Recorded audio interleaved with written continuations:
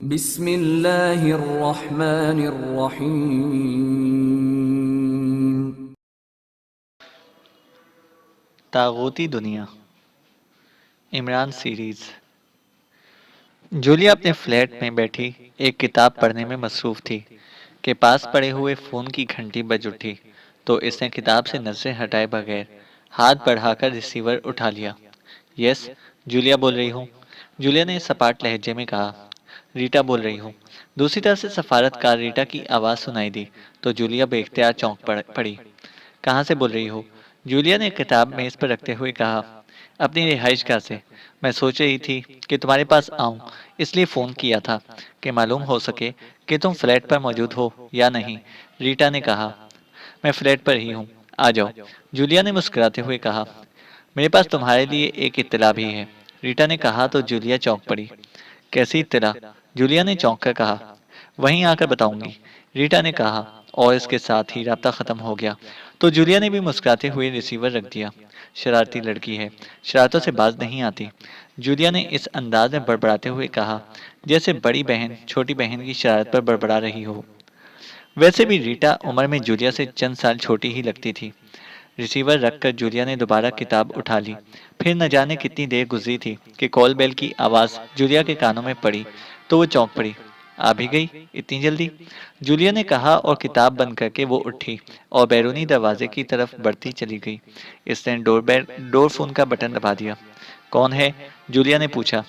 रीटा हूँ, दरवाजा खोलो। रीटा की आवाज सुनाई दी तो जूलिया ने अच्छा कहकर डोर फोन का बटन ऑफ किया और फिर आगे बढ़कर इसने दरवाजा खोल दिया। सामने रीटा खड़ी थी। इसने हाथ में एक ऑफिस बैग पकड़ा हुआ था। आओ रीटा, जूलिया ने मुस्कुराते हुए और एक तरफ हटते हुए कहा तो रीटा बड़े बेतकल्लुफाना अंदाज में हेलो हेलो करती हुई अंदर आ गई। बैग से तो लगता है कि तुम सीधी ऑफिस से आ रही हो, लेकिन तुम तो फोन पर कह रही थी कि तुम रिहाइशगाह से आओगी, जूलिया ने सिटिंग रूम में पहुंचते हुए कहा। इस बैग में तुम्हारे लिए तालाबंद है, पहले मुझे जूस पिलाओ, फिर आगे बात होगी, रीटा ने मुस्कुराते हुए कहा और बैग एक सोफे पर रखकर वो साथ वाले सोफे पर खुद बैठ गई। ये तुम बार बार इत्तला किसे कह रही हो? जूलिया ने हैरान होकर कहा। पहले जूस फिर बातें होंगी, रीटा ने मुस्कुराते हुए कहा तो जूलिया सर हिलाती हुई रेफ्रिजरेटर की तरफ बढ़ गई। वापस आकर इसने जूस का एक डब्बा रीटा के सामने मेज पर रख दिया। लो जूस पियो, लगता है सदियों से तुमने जूस नहीं पिया, जूलिया ने जूस का दूसरा डब्बा उठाते हुए हंसकर कहा। तुम्हारी बात वाकई दुरुस्त है, सदियों से मैंने जूस नहीं पिया, अब पीना शुरू किया है तो दिल चाहता है कि बस पीती ही रहूं। रीटा ने जवाब दिया तो जूलिया इसके इस मजाक पर बेख्तियार हंस पड़ी। हाँ अब बताओ, क्या इत्तला है? तुमने क्या सस्पेंस फैला रखा है? जूलिया ने जूस का आखिरी सिप लेते हुए कहा। एक शर्त पर बताती हूँ कि तुम मुझे गोली ना मार देना, रीटा ने कहा। क्या बच्चों जैसी बातें कर रही हो, मैं क्यों तुम्हें गोली मारूंगी? जूलिया ने बुरा सा मुंह बनाते हुए कहा। अच्छा अच्छा, नाराज होने की जरूरत नहीं है। पहले ये बताओ कि तुमने एक बार मुझे कहा था कि मैं तुम्हारे बॉयफ्रेंड इमरान को नहीं जानती, इसका किरदार बेलचक और साफ है, रीटा ने कहा। बॉयफ्रेंड का लफ्ज आइंदा इस्तेमाल ना करना, ये पाकिस्तान है और मैं पाकिस्तानी जूलिया हूँ, स्विस जूलिया नहीं हूँ। अलबत्ता इसकी जगह तुम साथी कह सकती हो और ये बात दुरुस्त है कि इमरान का किरदार बेलचक है, जूलिया ने जवाब देते हुए कहा। तुमने पहले भी ये बात की थी, जबकि मेरा यकीन इस बात पर है कि मर्द की फितरत पर भरोसा नहीं करना चाहिए। मर्द इस मामले में इंतहाई अय्यारी और मक्कारी से काम लेते हैं और इमरान भी बहरहाल मर्द है, रीटा ने बड़े पुरजोर लहजे में कहा तो जूलिया बेख्तियार हंस पड़ी। तुम्हें चूंकि इमरान के बारे में मालूमात नहीं है, इसलिए तुम ऐसी बातें कर रही हो, और मर्दों के बारे में जो कुछ तुमने कहा है वो मगरिब में तो दुरुस्त हो सकता है, यहाँ मशरिक में नहीं।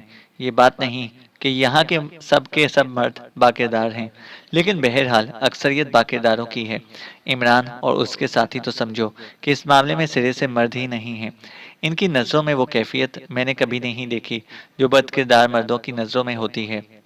जूलिया ने इमरान और उसके साथियों का भरपूर दिफा करते हुए कहा। ओके, इसका मतलब है कि मैंने दुरुस्त काम किया है, तुम्हें अब वो सब कुछ दिखाना पड़ेगा जो मैं नहीं दिखाना चाहती थी, रीटा ने एक तवील सांस लेते हुए कहा और इसके साथ ही इसने बैग खोला और एक लिफाफा निकालकर इसने बैग बंद किया। लिफाफा खासे बड़े साइज का था और इसे बाकायदा सील किया गया था। रीटा ने सील हटाई और फिर लिफाफे में मौजूद 10-12 तस्वीरें निकालकर इसने इन्हें उठाकर जूलिया के सामने मेज पर रख दिया। लो, अब देखो अपने बाकीदार साथी के करतूत। रीटा ने बड़े तंजिया लहजे में कहा। क्या मतलब? क्या ये तस्वीरें इमरान की हैं? जूलिया ने हैरत भरे लहजे में कहा। हाँ, और देखो कि इमरान साहब कैसे गुलछड़े उड़ा रहे हैं। रीटा ने कहा तो जूलिया ने एक झटके से तस्वीर उठाई और फिर जो पहली तस्वीर इसके सामने आई, इसे देखकर ही वो इस तरह उछली जैसे किसी बिच्छू ने इसके हाथ पर डंक मार दिया हो। इसका चेहरा यकलख गुस्से से सुर्ख पड़ गया और तस्वीरें इसके हाथ से निकलकर नीचे मेज पर गिर गईं। लेकिन ये तस्वीरें इस तरह गिरी कि इन सब का रुख ऊपर की तरफ था। यूं लगता था जैसे मेज को किसी ने तस्वीरों से सजा दिया हो। इन तस्वीरों में इमरान के गले से एक लड़की चिमटी हुई थी और बेतबाना अंदाज में चूम रही थी। हर तस्वीर का एंगल मुख्तलिफ था, लेकिन हर तस्वीर में यही कुछ हो रहा था। इमरान के चेहरे पर ऐसे तासुरात थे कि जैसे वो इससे लुत्फानंदोज हो रहा हो, और लड़की की तो हालत ही देखने वाली हो रही थी। नहीं, नहीं, ये नामुमकिन है, ये सब झूठ है, ये तस्वीरें जाली और फर्जी हैं। जूलिया ने हलक के बल चीखते हुए कहा। और अगर मैं इसे साबित कर दूं, तो फिर? रीटा ने संगदिलाना लहजे में कहा। तो मैं इमरान को अपने हाथों से गोली मार दूंगी, यकीनन मार दूंगी। अगर इमरान ने मेरा एतमाद तोड़ा है, तो फिर इसे मरना होगा, लेकिन तो ये साबित ना कर सकोगी। ये सब किसी दुश्मन की साजिश है। जूलिया ने इस अंदाज में चीख चीख कर कहना शुरू किया, जैसे इसको अचानक कोई दिमागी दौरा पड़ गया हो। चीखने की जरूरत नहीं है जूलिया, ये मशीकी लोग बड़े धोखेबाज होते हैं। ये जाहिरन ऐसे ही होते हैं, जैसे तुम इस इमरान को समझती हो, लेकिन अंदर से ये लोग बहुत मक्कार होते हैं। इनसे बेहतर तो मगरिबी लोग हैं कि जो कुछ करते हैं खुलकर और सामने करते हैं। दोगलापन मशरिक में है, मगरिब में नहीं है। ये इमरान की ही तस्वीरें हैं, और अगर तुम सबूत चाहती हो तो वो मैं भी दे सकती हूँ। रीटा ने बड़े संजीदा लहजे में कहा। कैसा सबूत? मुझे अपनी आंखों पर यकीन नहीं आ रहा। यूं लग रहा है कि मेरा दिमाग एक धमाके से फट जाएगा। ये सब कुछ नामुमकिन है, वाकई नामुमकिन है। इमरान ऐसा हो ही नहीं सकता। मैं इसे तस्लीम ही नहीं कर सकती। ये सब झूठ है, फरेब है, धोखा है और अय्यारी है। ये तस्वीरें यकीनन किसी जदीद टेक्नोलॉजी की मदद से तैयार की गई हैं। ये झूठ का पलंदा है। जूलिया ने एक बार फिर हजियानी अंदाज में चीखते हुए कहा। लो, फिर देखो सबूत।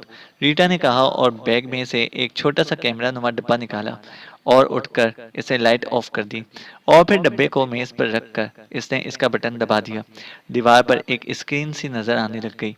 अंदाज बिल्कुल ऐसा था जैसे पुराने वक्तों में बाकायदा प्रोजेक्टर हुआ करते थे, जिनमें से सफेद दीवारों पर रोशनी डालकर तस्वीर दिखाई जाती थी।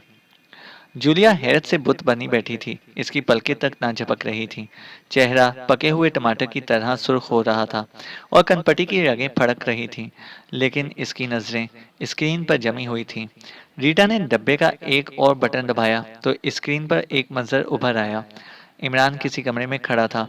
सामने एक खूबसूरत लड़की आराम कुर्सी पर बैठी हुई थी, लेकिन इसकी नजरें सामने खड़े इमरान पर जमी हुई थीं। फिर वो लड़की एक झटके से उठी और तेजी से आगे बढ़कर इमरान के गले से लग गई। इमरान ने कोई मज़ाहिमत ना की और इमरान ने कोई मज़ाहिमत ना की।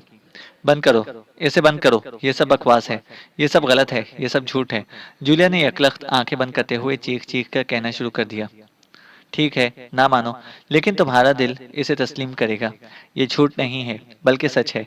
रीटा ने कहा तो जूलिया ने यकलख्त फूट फूट कर रोना शुरू कर दिया। ऐसे लग रहा था जैसे इसके अंदर मौजूद कोई दरिया तो ज्ञानी में आ गया हो और इसकी आंखों के रास्ते बहना शुरू हो गया हो।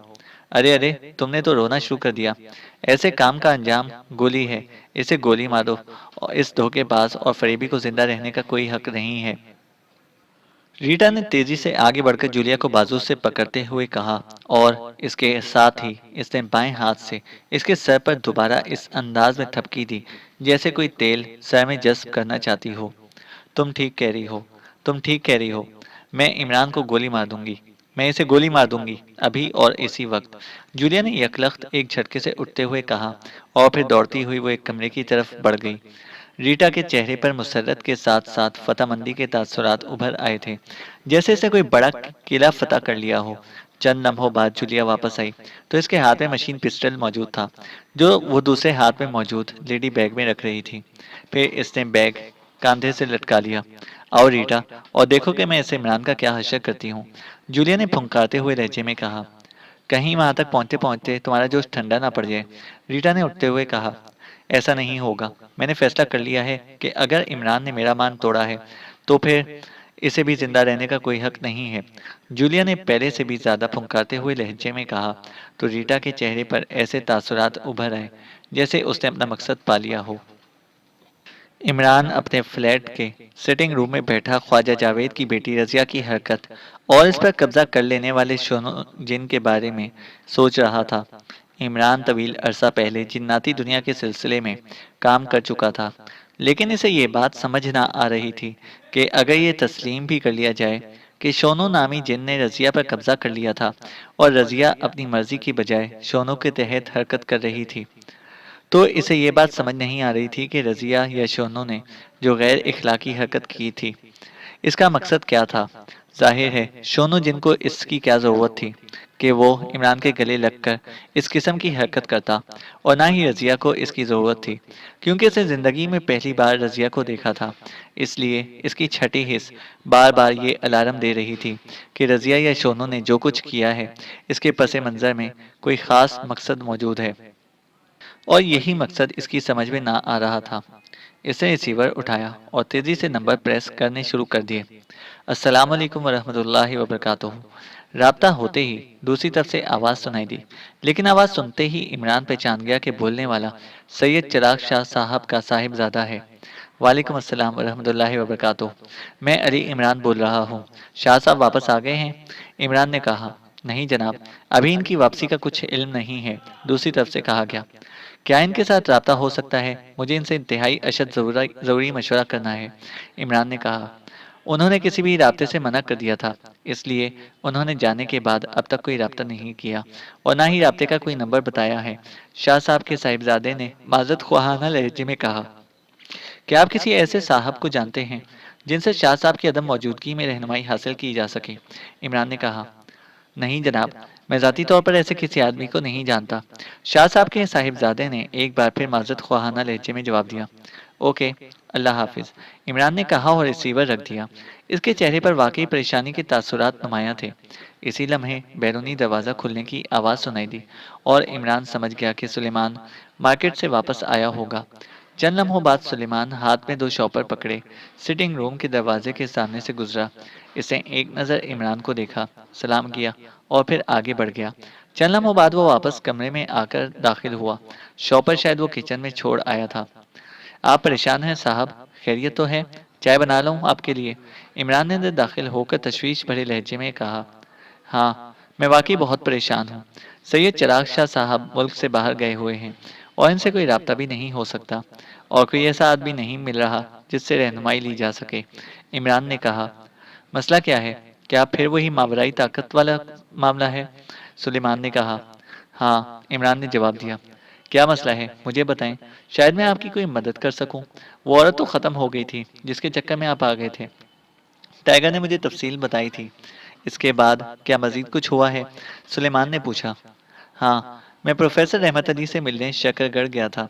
वो फौरी तौर पर दारुल हुकूमत आ रहे थे, चुनांचे मैं इन्हीं के साथ वापस आ गया। हम इनके दोस्त और फौज से रिटायर एक आदमी ख्वाजा जावेद के घर गए। वहाँ इनकी नौजवान बेटी रजिया पर किसी जिन शोनों ने बकौल ख्वाजा जावेद कब्जा किया हुआ था। इमरान ने कहा और फिर इसने रजिया के अचानक इसके गले लगने और गैर इखलाकी हरकत करने की तफसील बता दी। तो इसमें परेशानी की क्या बात है? इस जिन को आप पसंद आ गए होंगे। सुलेमान ने मुस्कुराते हुए कहा, मैं इस कदर परेशान हूँ और तुम्हें मजाक सूझ जाए। इमरान ने गुस्से से सुलेमान पर आंखें निकालते हुए कहा, वही तो पूछ रहा हूँ कि परेशानी क्या है। बकौल आपके एक जिन आपके गले लग गया और इसने बकौल आपके गैर इखलाकी हरकत की, तो इससे क्या हुआ? आपको कोई जख्म तो नहीं आया? इस जिन के जौक की तो दाद देनी चाहिए। सुलेमान ने कहा तो इमरान शायद ना चाहते हुए भी हंस पड़ा। वो जिन अपनी असल शक्ल में होता तो दूसरी बात थी। मेरे गले लगने वाली और गैर इखलाकी हरकत करने वाली नौजवान लड़की थी, और मुझे दरअसल इस हरकत का मकसद समझ नहीं आ रहा। ऐसी हरकत क्यों की गई और किस लिए की गई? इमरान ने एक बार फिर संजीदा होते हुए कहा, आप लड़की को दरमियान से निकाल दें। वो तो जिन के कब्जे में थी, अपने होश में नहीं थी, और मेरे ख्याल में अगर वो अपने होश में होती तो इस कदर बदजौकी का मुजाहिरा ना करती कि मुझ जैसे जवान राना को छोड़कर आपके गले लग जाती। सुलेमान ने एक बार फिर मुस्कुराते हुए कहा, तुम जाओ बस, मेरी जान पर बनी हुई है और तुम्हें मजाक सूझ रहा है। इमरान ने मुंह बनाते हुए कहा। आपको फिक्र इस बात की है कि इत्तला मिस जूलिया तक ना पहुंच जाए, वरना वो लाजमन आपको शूट कर देंगी। तो इसमें परेशान होने की क्या बात है, मैं फ़ोन पर वजाहत कर देता हूँ। सुलेमान ने फ़ोन की तरफ हाथ बढ़ाते हुए जवाब दिया। अरे अरे, ये क्या कर रहे हो? तुम खुद इसे इत्तला देने लगे हो, वो वाकई मुझे शूट कर सकती है। इमरान ने रिसीवर पर हाथ रखते हुए कहा। तो फिर क्या परेशानी है? अब वो प्रोफेसर रहमत अली या ख्वाजा जावेद साहब या इसकी बेटी रजिया तो जूलिया को जानते तक ना होंगे, सुलेमान ने कहा। ओह ओह, तुम वाकई अक्लमंद आदमी हो। अब समझ में आया कि ये सब क्यों हुआ है। हो, तो ये मकसद था, इमरान ने कहा। मुझे ज़हीन कहने का शुक्रिया, लेकिन मैं इतना भी ज़हीन नहीं हूँ कि आपकी बात समझ सकूं। कहते हैं ज़हीन लोगों को अहमकों की बात समझ में नहीं आती। आपने क्या नतीजा निकाला है, आप खुद ही बता दें। सुलेमान ने कहा तो इमरान बेख्तियार हंस पड़ा। तुम्हें अगर मैंने अजराह मजाक ज़हीन कह दिया है तो बांस पर चढ़ गए हो। तुम्हारी बातों ने वाकई मामा हल कर दिया है। ये सारी कार्रवाई जूलिया को मेरे खिलाफ करने के लिए की गई है, इमरान ने कहा। लेकिन जूलिया को तो इसका इल्म ही नहीं हो सकेगा फिर, सुलेमान ने कहा। वो जिन शोनों किसी भी शक्ल में जाकर जूलिया को इत्तला कर देगा, इमरान ने कहा। तो अब आप जूलिया से भी डरने लग गए हैं, सुलेमान ने मुंह बनाते हुए कहा। डरने की बात नहीं है सुलेमान, जूलिया के जज्बात का मामला है। वो खातून है और बाज़ औक़ात वो बेवकूफ़ी की हद तक जज्बाती हो जाती है, इमरान ने जवाब दिया। आप फिक्र ना करें, मिस जूलिया समझदार खातून हैं। वो आपको तवील अरसे से जानती हैं और इसे मालूम है कि आपका किरदार क्या है। और दूसरी बात यह कि अगर वो जिन शोनों जिसका आप नाम बता रहे हैं किसी भी इंसानी शक्ल में जाकर बताएगा, तो वो शक्ल बहरहाल अजनबी होगी। और मिस जूलिया किसी अजनबी की बात पर कैसे यकीन कर सकती है, सुलेमान ने जवाब देते हुए कहा। तुम ठीक कह रहे हो, बल्कि तुमने मेरी सारी परेशानी दूर कर दी है। इस खुशी में तुम मुझे चाय पिलवाओ, इमरान ने बड़े शाहाना लहजे में कहा। अभी ले आता हूँ, सुलेमान ने मुस्कुराते हुए कहा और वापस मुड़ गया। उसे शायद इस बात पर मुसर्रत हो रही थी कि इसने इमरान की परेशानी दूर कर दी है। अभी सुलेमान सिटिंग रूम के दरवाजे तक ही पहुंचा था कि कॉल बेल की आवाज़ सुनाई दी और फिर घंटी बजती ही चली गई। अरे अरे रुको, वरना घंटी जल जाएगी, सुलेमान ने हलक के बल चीखते हुए कहा। लेकिन घंटी इसी तरह मुसलसल बजती रही तो इमरान के चेहरे पर भी गुस्से के तासुरात उभर आए। वो तेजी से उठकर सिटिंग रूम के दरवाजे के से बाहर निकला कि इसी लम्हे सुलेमान ने एक झटके से बैरूनी दरवाज़ा खोल दिया। दूसरे लम्हे जूलिया और इसके पीछे एक स्विस नजाद खातून बिजली की सी तेजी से अंदर दाखिल हुई। और फिर इससे पहले कि इमरान और सुलेमान कुछ बोलते, जूलिया का उकुब में मौजूद हाथ सीधा हुआ और दूसरे लम्हे रेड टीट की आवाज़ों के साथ ही फिजा इंसानी चीखों से गूंज उठी। जूलिया की कार बर्क रफ्तारी से सड़क पर दौड़ती हुई आगे बढ़ ही चली जा रही थी। जूलिया का चेहरा सुर्ख हो रहा था, आंखों से जैसे शोले निकल रहे थे और वो इस तरह बैठी हुई थी जैसे कार समेत फिजा में उड़कर इमरान के फ्लैट पर पहुंच जाना चाहती हो। साइड सीट पर रीटा बैठी हुई थी। इसके चेहरे पर फातेहाना मुस्कुराहट थी और वो बार बार जूलिया को इस अंदाज में देख रही थी जैसे उसे खदशा हो कि कहीं जूलिया का मूड ना बदल जाए। आहिस्ता प्लीज, एक्सीडेंट भी हो सकता है, रीटा ने कहा। खामोश रहो, जो होना है होने दो, जूलिया ने गुर्राते हुए लहजे में जवाब दिया। तो रीटा के लबों पर मजीद मुस्कुराहट बिखर गई और फिर आंधी और तूफान की तरह कार उड़ाती जूलिया इमरान के फ्लैट के सामने पहुंच गई। ये तो शुक्र है कि रास्ते में किसी मोबाइल ट्रैफिक ऑफिसर से इसका टकराव नहीं हुआ, वरना वो रुकने की बजाय उसे कार के अंदर से ही गोली मार देती। इमरान के फ्लैट के सामने इसने कार को फुल ब्रेक लगाए और कार के टायर चीखते हुए सड़क पर जैसे जम से गए। कार रुकते ही जूलिया ने बिजली की सी तेजी से दरवाजा खोला और नीचे छलांग लगा दी। दूसरी तरफ से रीटा इससे भी ज्यादा फुर्ती से बाहर आ गई। जूलिया रीटा की तरफ मुतवज्जा हुए बगैर दौड़ती हुई सीढ़ियों की तरफ बढ़ी और किसी माहिर जिम्नास्टर की तरह बैक वक्त दो दो सीढ़ियां फलांगती हुई ऊपर पहुंच गई। रीटा भी इसके पीछे थी। जूलिया सीढ़ियां चढ़ती हुई जैकेट की जेब से मशीन पिस्टल निकाल चुकी थी। इमरान के फ्लैट के मेन दरवाजे पर पहुंचते ही इसने मशीन पिस्टल वाला हाथ पीछे कर लिया, जबकि दूसरे हाथ की उंगली इसने कॉल बेल के बटन पर रख दी। अंदर घंटी बजने की आवाज सुनाई देने लगी। घंटी मुसलसल बज रही थी। अरे अरे रुको, घंटी चल जाएगी, अंदर से सुलेमान की चीखती हुई आवाज सुनाई दी। लेकिन जूलिया का चेहरा तो पत्थर की तरह सख्त हो रहा था। इसने कॉल बेल के बटन से उंगली ना हटाई और अंदर मुसलसल घंटी बजती रही। रीटा जूलिया के पीछे मुतमईन अंदाज में खड़ी थी। चंद लम्हों बाद दौड़ते हुए कदमों की आवाजें सुनाई दी और चुटकनी हटते ही और दरवाजा एक झटके से खुलने की आवाज सुनाई दी। दरवाजा सुलेमान ने खोला था। इसका चेहरा गुस्से से सुर्ख पड़ा हुआ था, लेकिन जूलिया को देखकर वो कुछ बोलते बोलते रुक गया। जूलिया आंधी और तूफान की तरह अंदर दाखिल हुई। रीटा इसके उकुब में थी। सिटिंग रूम के दरवाजे पर इमरान खड़ा था। इमरान को देखकर जूलिया ने अपने उकुब में मौजूद हाथ सीधा किया और दूसरे लम्हे रेड टीट की तेज आवाज से फिजा गूंज उठी। इसके साथ ही इमरान कमरे के अंदर की तरफ पुश्त के बल गिरा और कमरे के अंदर पे दर पे करबनाक चीखें सुनाई दी। चीखें इमरान की ही थीं। दूसरे लम्हे सुलेमान, जो अब तक बेहस हरकत खड़ा था, यकलख्त हरकत में आया और वो इस कदर कुवत से उछलकर जूलिया से टकराया कि ना सिर्फ जूलिया के हाथ से मशीन पिस्टल निकलकर एक तरफ जा गिरा, बल्कि जूलिया खुद भी उछलकर साइड में मौजूद रीटा को साथ लेती हुई एक धमाके से दीवार से टकराकर नीचे जा गिरी। नीचे गिरते ही जूलिया किसी स्प्रिंग की मानंद उछली तो राहदारी रीटा के हलक से निकलने वाली चीख से गूंज उठी। जिस कदर तेजी से जूलिया उठी थी, इसी कदर तेजी से रीटा ना उठ सकी थी, और सुलेमान, जिसने जूलिया और रीटा को नीचे गिरा दिया था, यकलख्त पूरी कुवत से टांग घुमाकर जूलिया की कनपटी पर जरब लगाने की कोशिश की। लेकिन जूलिया इसकी तवक्का से ज्यादा फुर्तीली साबित हुई थी, इसलिए वो तो सामने से हट गई। अलबत्ता सुलेमान की लत पूरी कुवत से रीटा की कनपटी पर पड़ी, जो जूलिया के हटने के बाद उठने की कोशिश कर रही थी। अब शायद ये इत्तफाक था कि सुलेमान की यह ज़र्ब ठीक रीटा की कनपटी पर इस कदर कुव्वत से पड़ी कि इसके हलक से गुर्राहट नुमा चीख निकली और वो सामने साकित हो गई। जबकि इसी लम्हे सुलेमान के हलक से भी चीख निकल गई, क्योंकि जूलिया ने संभलते ही सुलेमान पर बड़े भरपूर अंदाज में हमला कर दिया था। तुम तुमने मुझ पर हमला किया, तुम्हारी ये जुर्रत। जूलिया साथ चीख भी रही थी। सुलेमान इसके हमले से दीवार से टकराकर नीचे फर्श पर जा गिरा और जूलिया ने इसके सीने पर अपने जूते की जब लगाने की कोशिश की, लेकिन दूसरे लम्हे किसी ने उसे बाजू से पकड़कर वापस खींच लिया। बस, अब अगर तुमने कोई हरकत की तो गर्दन तोड़ दूंगा। एक गुर्राहट भरी आवाज सुनाई दी तो जूलिया का पूरा जिस्म यकलख्त कांपा और सर्दी की तेज लहर इसके जिस्म में दौड़ती चली गई। वो पहचान गई थी कि ये आवाज इमरान की है। तुम तुम जिंदा हो, तुम जिंदा हो। जूलिया ने अपना बाजू छुड़ाने की कोशिश करते हुए कहा।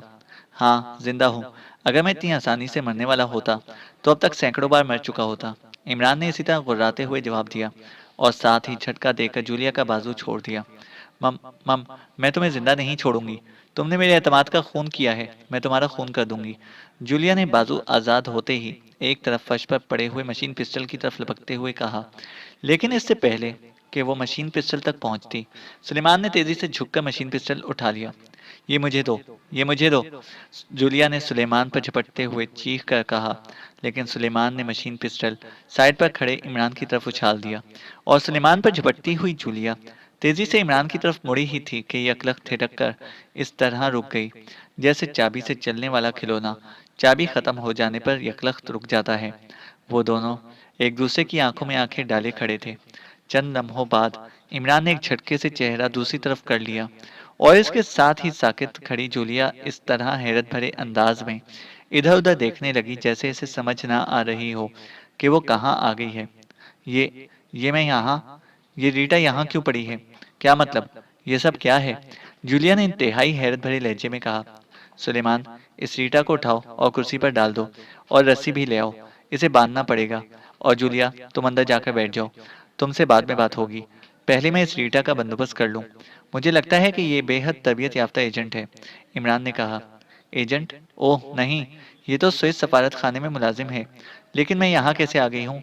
ओह ओह हाँ, ये बताओ कि तुमने इस लड़की के साथ क्या ड्रामा खेला था। तुम इस हद तक गिर जाओगे, मैं सोच भी न सकती थी।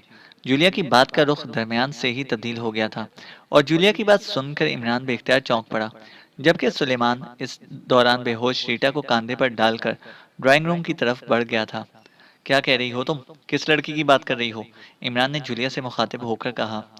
मुझ पर अपनी पारसाई का रोप डालने की कोशिश करते हो और खुद लड़कियों के साथ गुलछर्रे उड़ाते हो।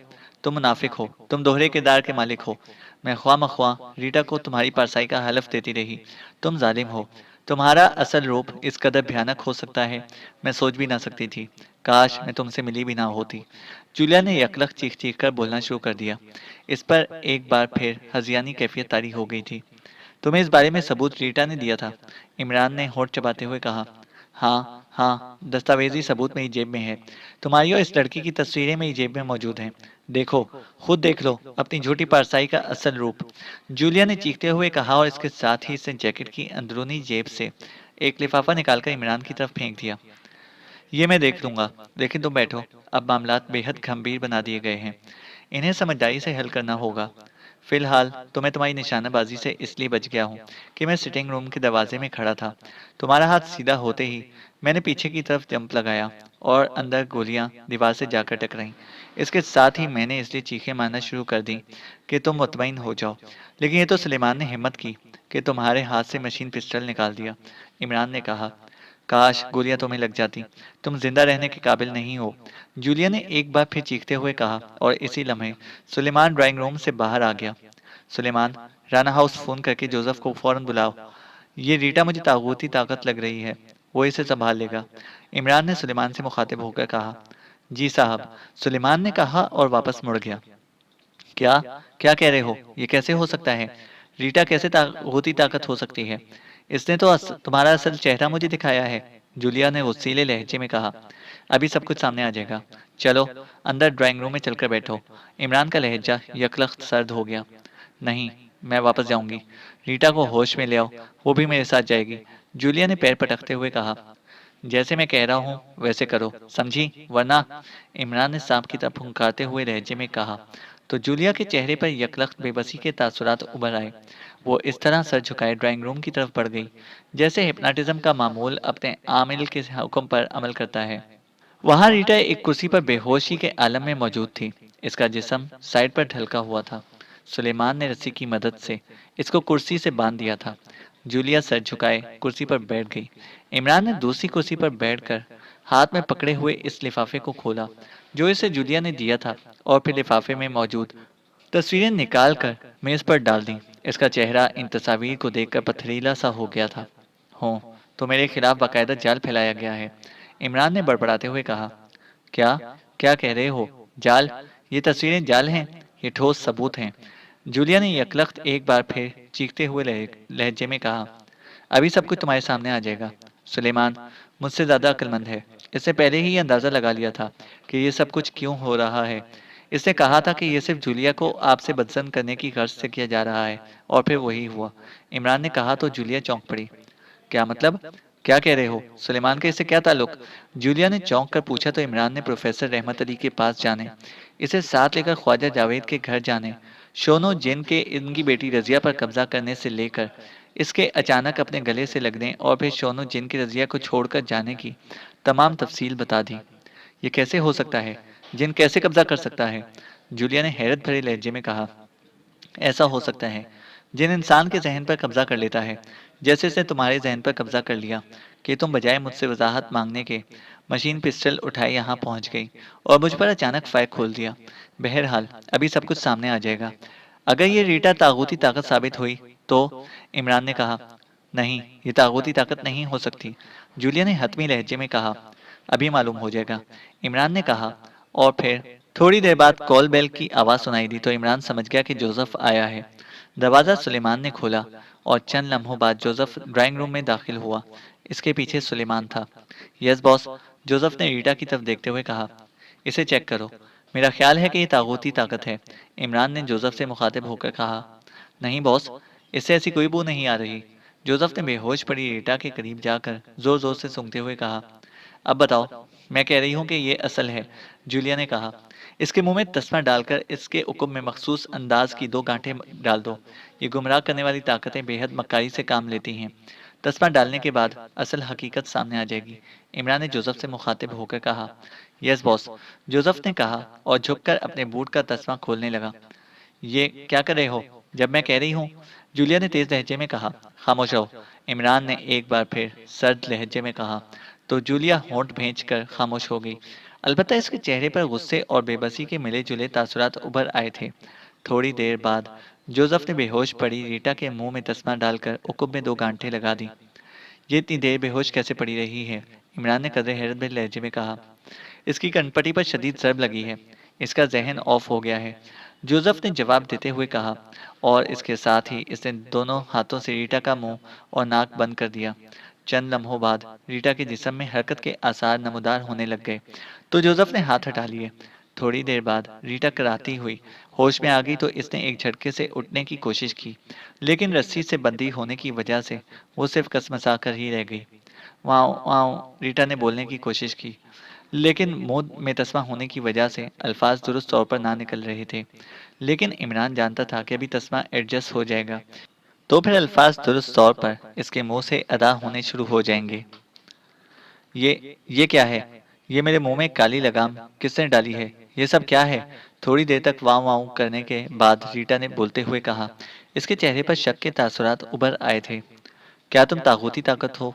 बोलो, वरना स्याह लगाम तुम्हें फना कर देगी।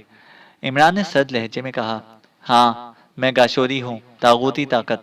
रीटा ने जवाब दिया तो जूलिया बेख्तियार उछल पड़ी। तुम तुम रीटा नहीं हो? ये कैसे हो सकता है? जूलिया ने इंतहाई हैरत भरे लहजे में कहा। मैं रीटा बनी हुई हूँ। काली लगाम की वजह से मैं मक्कारी नहीं कर सकती, गलत बयानी नहीं कर सकती, रीटा ने जवाब दिया। लेकिन तुम्हें से ताकूती ताकतों वाली मखसूस बू क्यों नहीं आ रही, जिसे जोसेफ बासानी सूंघ सकता है? इमरान ने कहा।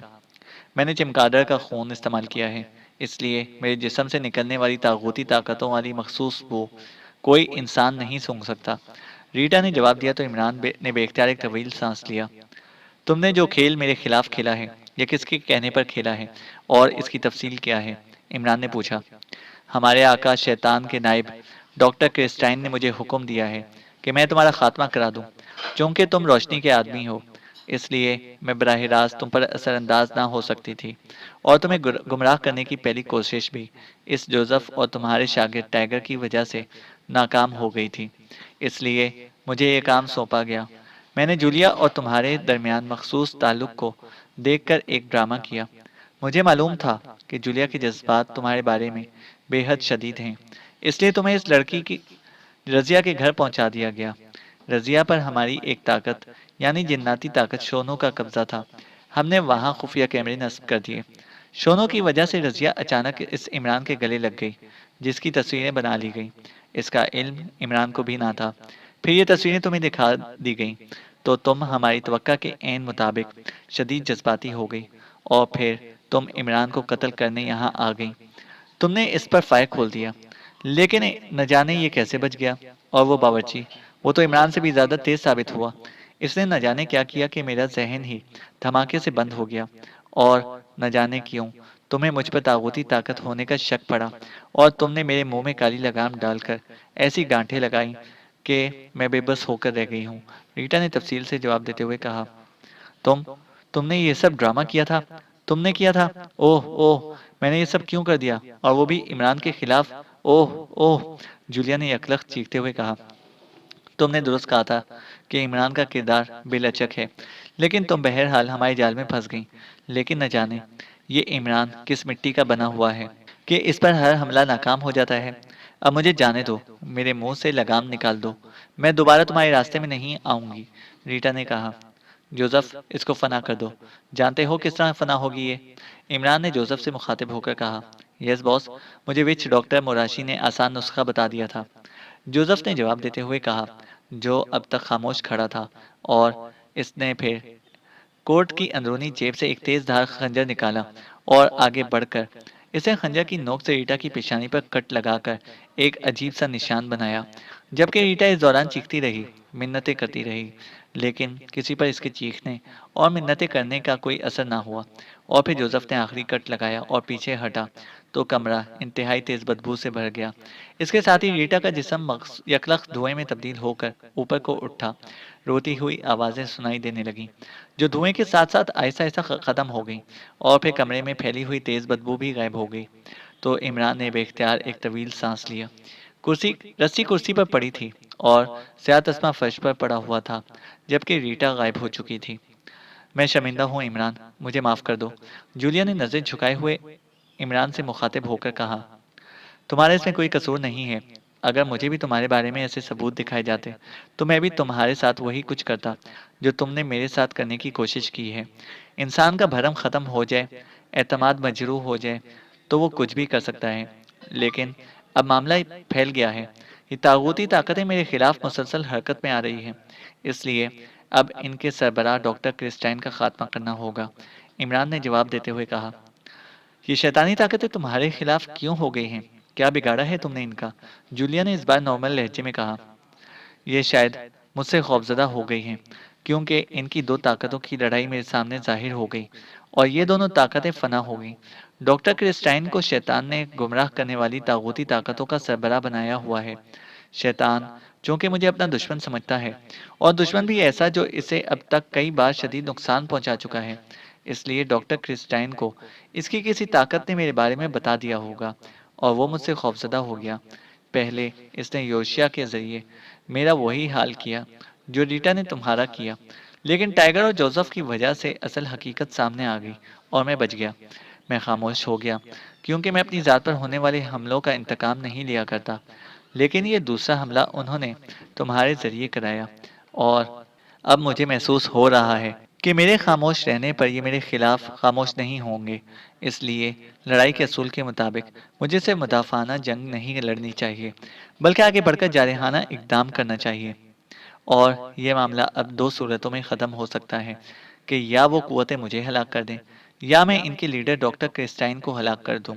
इमरान ने कहा, लेकिन क्या इस डॉक्टर क्रिस्टाइन की हलाकत से ये तागूती ताकतें ख़त्म हो जाएंगी? जूलिया ने कहा, नहीं। डॉक्टर क्रिस्टाइन की हलाकत के बाद मेरे खिलाफ कार्रवाई ख़त्म हो जाएगी और हम इनसे हटकर दूसरा भी कोई काम कर सकेंगे।